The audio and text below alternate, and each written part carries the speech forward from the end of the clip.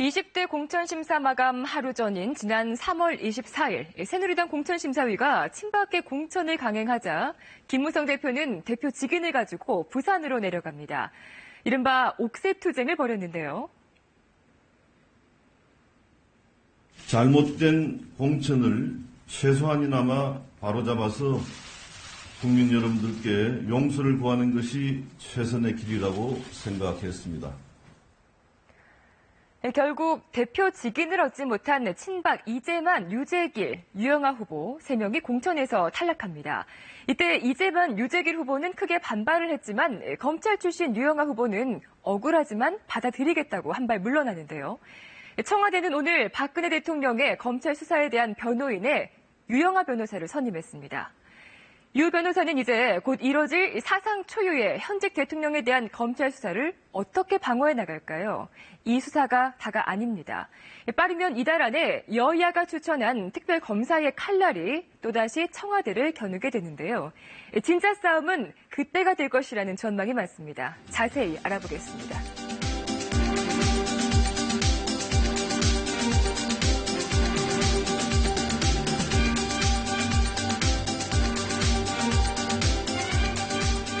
전지현 변호사와 함께 검찰의 박근혜 대통령 수사 쟁점 살펴보도록 하겠습니다. 어서 오십시오. 네, 안녕하세요. 자, 방금 유영아 변호사 어떤 네, 사람입니까? 정치권에도 좀 있었어요.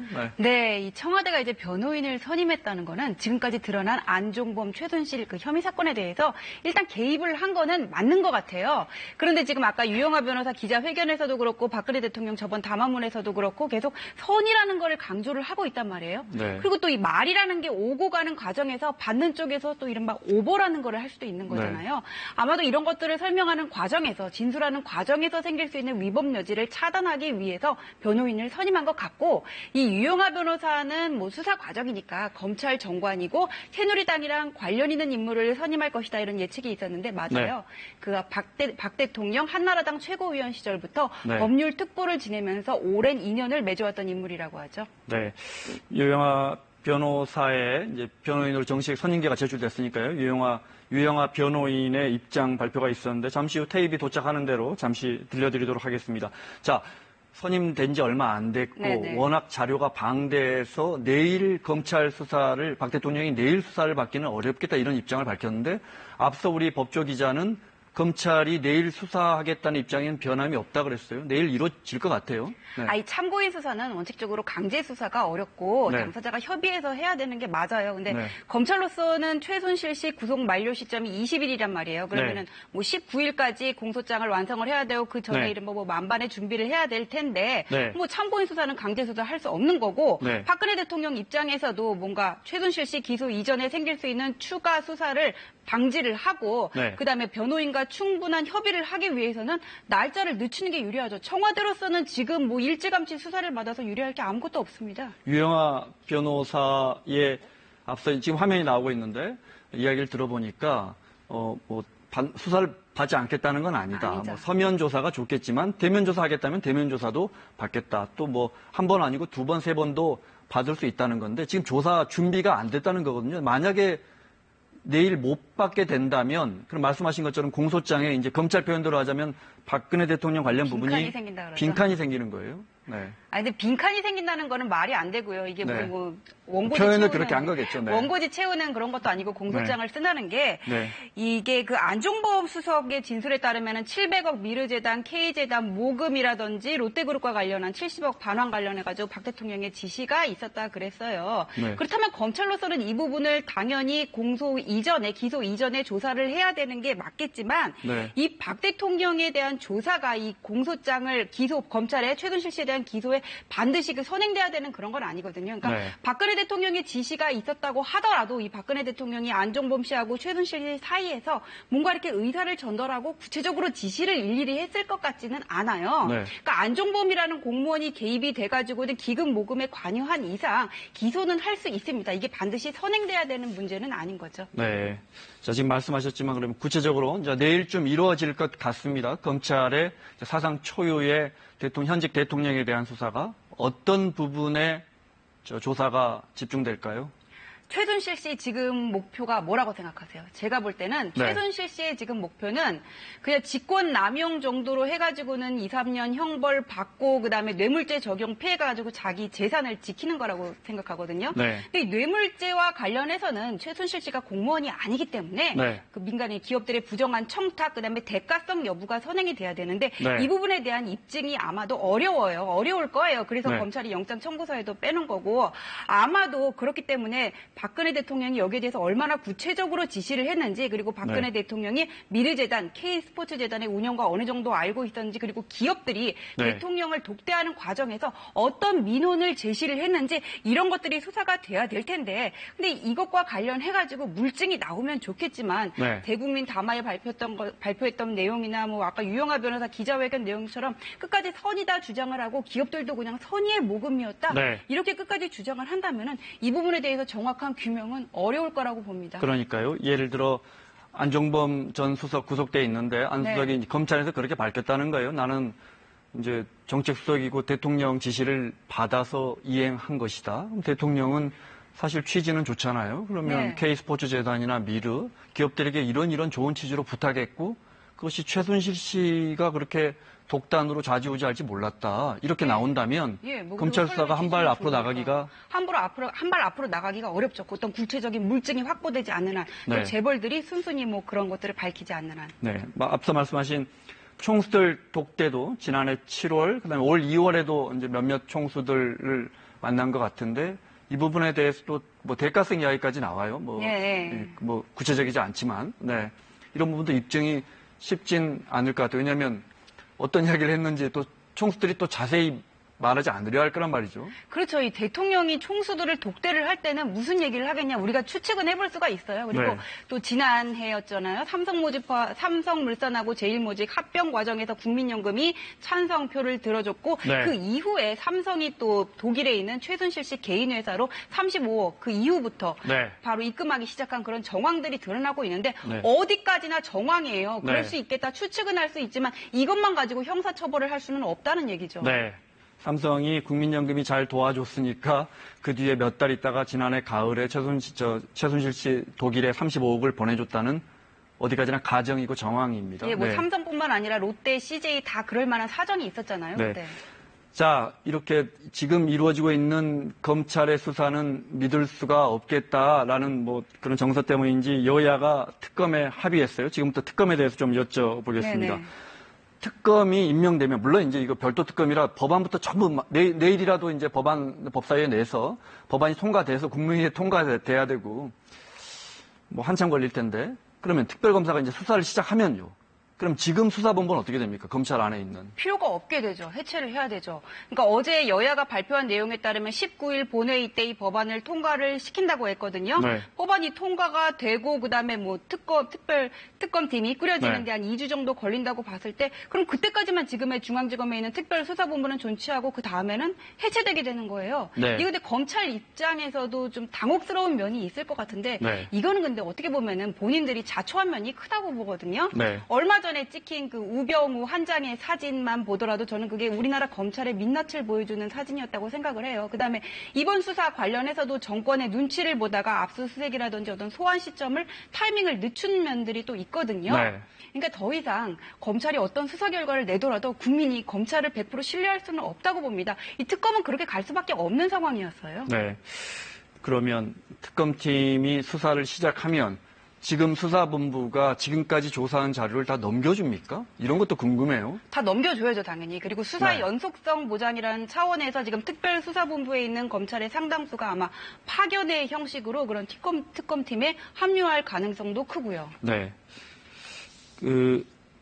20일까지 이제 구속 시한이 만료됩니다. 최순실 씨가. 그러면 이제 그 전에 기소하려면 공소장이 나올 거란 말이죠. 그 공소장을 보면 이제 우리 전 변호사처럼 법조계에서는 이번 검찰의 수사가 어느 정도까지 됐는지가 좀 드러나겠네요. 좀 혐의가. 예, 물론 추가로 기소할 수도 있지만. 추가 기소도 할 확보할 수 있고 뭐 드러나기는 하겠죠. 근데 많은 분들이 저번에 그 최순실 씨 영장 청구서에 직권 남용 부분만 있고 뇌물죄가 빠졌단 말이에요. 근데 그 부분에 대해서는 봐주기 수사가 아니냐 이런 논란들이 많았는데 그게 봐주기 수사였던 것 같지는 않아요. 아까 말씀드렸던 것처럼 뇌물 관련해서는 어떤 기업들의 부정한 청탁 그다음에 대가성 여부가 소명이 돼야 되는데 그런 부분들에 대한 그 단서를 찾기가 검찰이 쉽지 않았다고 생각하거든요. 근데 그 이후에 그 삼성의 35억 그 알선 이 부분이 이제 알선 소재가 되는데 알선 소재 혐의와 관련된 뭐 삼성의 35억 송금이라든지 그다음에 또 재벌들의 이런 소환도 재벌 총수들에 대한 소환도 이루어졌었잖아요. 이 부분에 대해서 지금 검찰이 얼마나 증거를 확보했는지가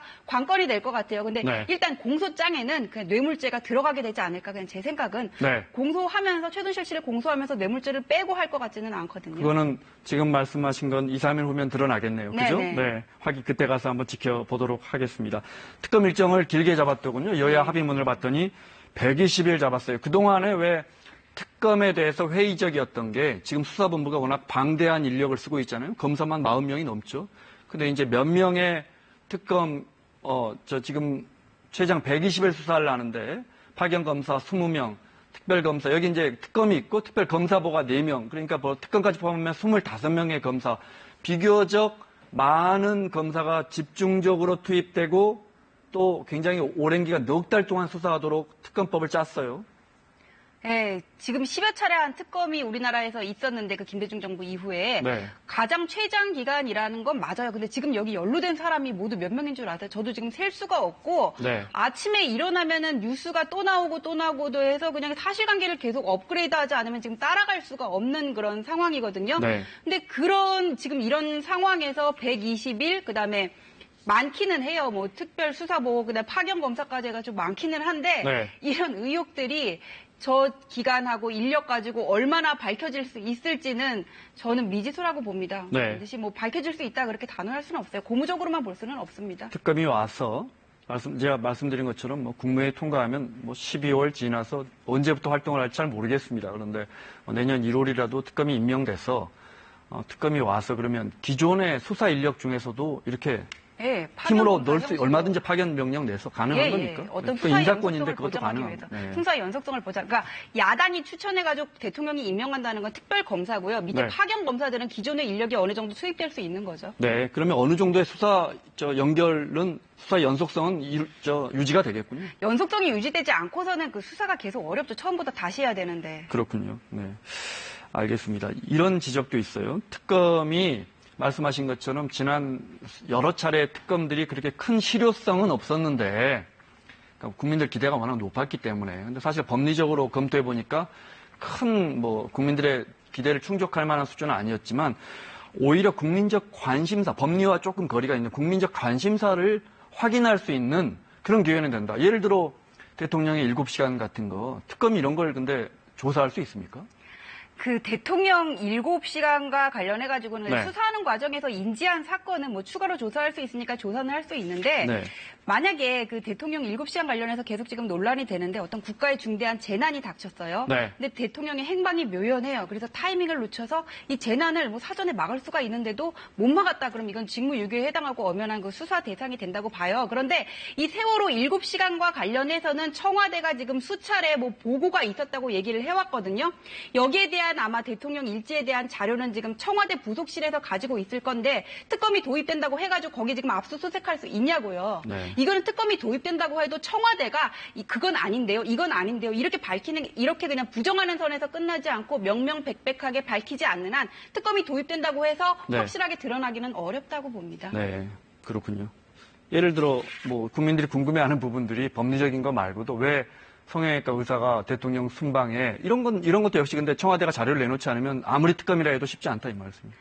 그 성형외과 의사 같은 경우에는 그냥 순방에 동행한 것만 문제가 되지 않고요. 여기서 생산했던 제품이 대통령 선물에 끼어 있었고 면세점 특혜 의혹도 있었고 그다음에 이 성형외과 해외 진출과 관련해 가지고는 청와대 경제수석이 개입됐다는 그런 의혹도 있는 거거든요. 만약에 최순실 씨가 이 회사를 밀어달라고 청와대 관료 측에 청와대 참모진 측에 요청을 했고 이 부분에서 성형외과 측하고 최순실 씨의 뭔가 이렇게 대가적인 관계가 있었으면 충분히 충분히 범죄가 될 수 있는 부분이죠. 특검은 어디까지나 법리적인 부분에 대해서 수사를 하는 곳입니다. 물론 뭐 그게 네. 뭐 핵심이겠죠.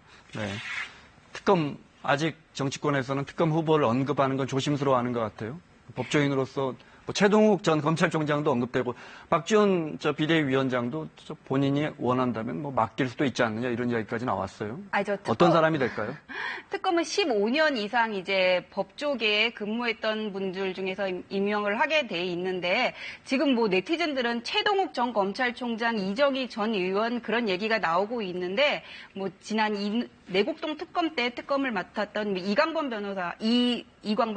유력하다는 지적도 나오고 있어요. 근데 이런 특검은 어떤 여론으로 해가지고는 감정적으로 임명을 할 게 아니라 가장 사안을 객관적이고 공정하게 할 수 있는 분을 임명을 해야 되겠죠. 뭐 네. 최동욱 검찰총장도 뭐 여기에 대해서 맡을 수 없는 부적격자라고는 말할 수 없지만 이거는 그렇게 여론에 휘둘려서 감정적으로 맡길 수 있는 부분은 아니라고 봅니다. 네. 검찰 조직 워낙 민감한 사안이라 검찰 특검을 임명하면 쉽지 않을 거다. 그래서 법원에서 그래서 판사 법원 출신이 임용될 거라는 그런 얘기들이 나오고 있어요. 지금. 네. 그럴 가능성이 더 높다고 보세요? 네, 그럴 가능성이 더 높다고 봅니다. 그리고 검찰 출신 같은 경우에는 지금 더불어민주당의 모 검사 출신 의원이 우병우 리스트를 작성하고 있다 이런 얘기들도 나오고 있잖아요. 네. 아무래도 야당 측에서는 검사 출신보다는 판사 출신 변호사 중에서 뭔가 이렇게 관록이 있고 이렇게 공정하게 사건을 네. 이끌어 나갈 수 있는 그런 부분을 추천을 할 거로 보입니다. 알겠습니다. 전지현 변호사와 함께했습니다. 고맙습니다. 네, 감사합니다.